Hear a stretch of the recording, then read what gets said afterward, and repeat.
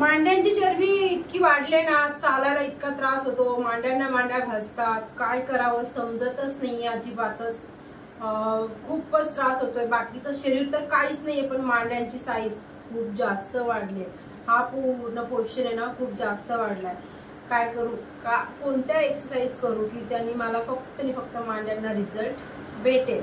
तर मी अशाच आज छान एक्सरसाइज घेऊन आलेली, खूप सोप्या आहेत, सहज तुम्ही करू शकता. कारण की बघा, तुमच्या मांड्यांची चरबी खूप जास्त वाढली तर तुम्ही जास्त हार्डवाला एक्सरसाइज करूच शकणार नाही, कारण की वेटच तेवढं आहे तुमचं त्या पोर्शनवरती, तर तुम्ही कसं करू शकणार. त्याच हिशोबाने मी आज हा एक्सरसाइज घेऊन आलेली आहे. खूप जास्त फायदा करणार आहे, बरोबर आपल्या मांड्यांवरतीच फायदा करणार आहे ह्या एक्सरसाइज. अगदी सोप्या आहेत. आता करायचं काय, पटकन एक्सरसाइजला सुरुवात करायची आणि व्हिडिओला एक लाईक करून घ्या. चॅनलवरती कोणी नवीन असेल तर सबस्क्राईब करायला विसरू नका, कारण की मी माझ्या चॅनलवरती नवनवीन असेच वेगवेगळे डाएट प्लॅनचे व्हिडिओ, एक्सरसाइजचे व्हिडिओ, रेसिपी सोप्या ज्या तुम्हाला फायदा करतील, वजन कमी करण्यासाठी घेऊन येत असतील, तुम्हाला चॅनलचा फायदा देखील होणारच आहे. आता करायचं काय, आपल्याला मांड्यांची साईज कशी कमी करायची, तर चला पटकन व्हिडिओला सुरुवात करूया. या पोझिशनला बसली होती ना, आता या पोझिशनला बसायचं. ठीक आहे, या पोझिशनला मी आलेली.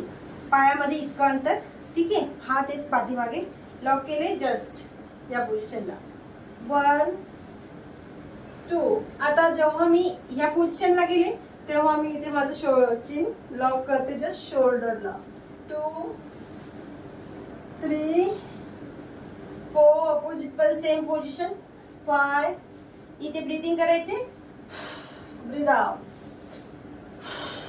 4 5 6 7 8 9 and 10. इतकं तर तुम्हाला वाकायचंच आहे, इतकी तर स्टेप तुम्हाला करायचीच आहे. ठीक आहे, हा पाय इथे गेलाच पाहिजे आणि हा जो आपला गुडघा आहे ना, आपला बरोबर या पायाच्या लेवलवरती आला पाहिजे. जस्ट मागे पुढे नाही, असं नाही करायचं. जस्ट हीच पोझिशन आली पाहिजे. दोन्ही साईडला देखील तुम्ही बघू शकता, इतकं अंतर ठेवायचं आणि जेव्हा सेम पोझिशन करायची आणि अपोजिटला बघायचं.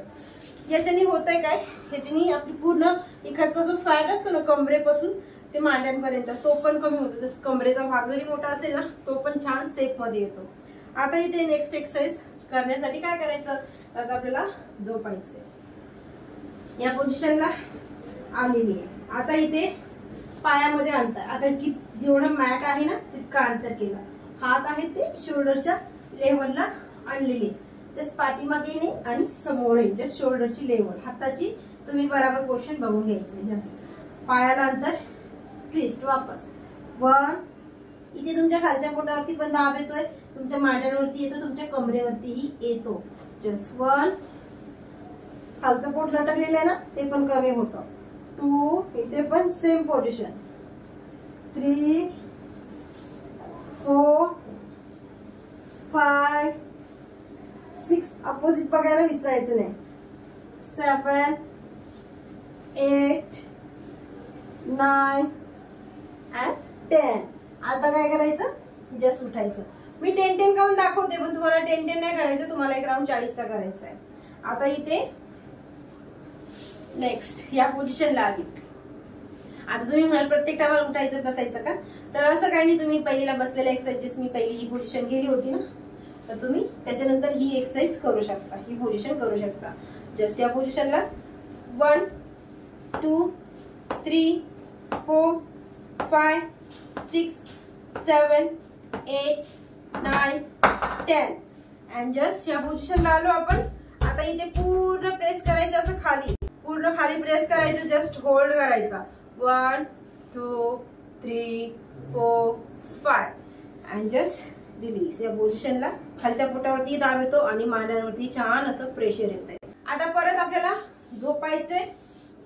ठीक आहे, या पोझिशनला पाय लांबून द्यायचे आरामामध्ये आणि हात आहेत ते आपल्या हिप्सच्या खाली ठेवायचे, जस्ट सपोर्ट साठी आपल्या कमरेच्या खाली. आता इथे करायचं काय, जस्ट एक एक पाय उचलायचा. 1 2 3 4 5 6 7 8 9 10. रिलीज. जस्ट दोन्ही पाय सोबत उचलायचे, हात एकदम छान असे आपल्या कमरेच्या खाली ठेवायचे. 1 2. तुम्हाला जितकं पण पायाला खेचता येईल तितकं खेचायचा प्रयत्न करायचा. 4 5 6 7 8 9 and just 10. या पोझिशनला जस्ट 10 काउंट होल्ड वरती राहायचं. 1 2 3 4 5 6 7 8 9 10 and just release. आता इथे या पोझिशनला यायचं आणि वापस पाय जोडून घ्यायचे. पाय जोडून घेतल्याच्या नंतर हाताला आपल्या या पोझिशनला आणायचं. शोल्डरची लेवल जस्ट 1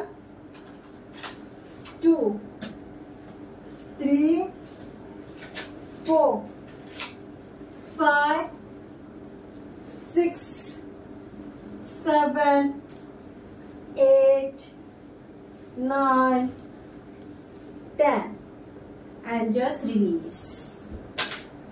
इथे पूर्ण आपण 40-40चा राऊंड केला ना. वापस आपल्याला एक 40-40चा राऊंड करायचा आणि त्याच्यानंतर याच पोझिशनला रिलॅक्सेशन मध्ये मस्त जायचं आणि आराम करायचा. तर आता नक्कीच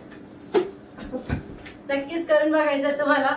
या एक्सरसाइज खूप सोप्या आहेत आणि खरंच तुम्ही म्हणाल की हा मॅम इतकं खेचल्या जाते ना मांड्यांना आणि साईडच्या फॅटला पण, तो खूप चांगला रिझल्ट तुम्हाला भेटणारच आहे. काय असतं ना, नुसतं फॅट वाढलाय तर तो त्याच पोझिशनवरती वाढलाय तर तो असाच नाही वाढलाय, कारण की प्रत्येकाचं शरीर वेगवेगळं असतं. तर कोणाचा कुठे फॅट वाढलेला असतो. तर जर तुमच्या मांड्यांवरती जरी फॅट असेल ना, तो फॅट कमी करण्यासाठी एक्सरसाइज खूप जास्त फायदा करतीलच तुम्हाला, पण तितकाच तुम्हाला डाएट घ्यावं लागेल. डाएट म्हणजे काय असं वेगळं नसतं. जस्ट काही आपल्या खाण्यामध्ये ना काही आपल्याला थोडेसे चेंजेस करायचे असतात. तर चेंजेस म्हणजे जस्ट पाण्याची हॅबिट जास्त ठेवायची, पालेभाज्या वगैरे जास्त, असं थोडंसं चेंजेस. चपाती भाताचं इंटेक थोडंसं कमी, बाहेरचं जंक फूड कमी करायचं. थोडं अशा गोष्टी जरी टाळल्या आणि असे वर्कआउट जरी केला तुम्हाला नक्कीच फायदा भेटेल. तर हा व्हिडिओ कसा वाटला सांगा कमेंट करून, लाईक करायला विसरू नका. नेक्स्ट व्हिडिओ मध्ये तोपर्यंत बाय बाय. स्वस्त मस्त राहायचं.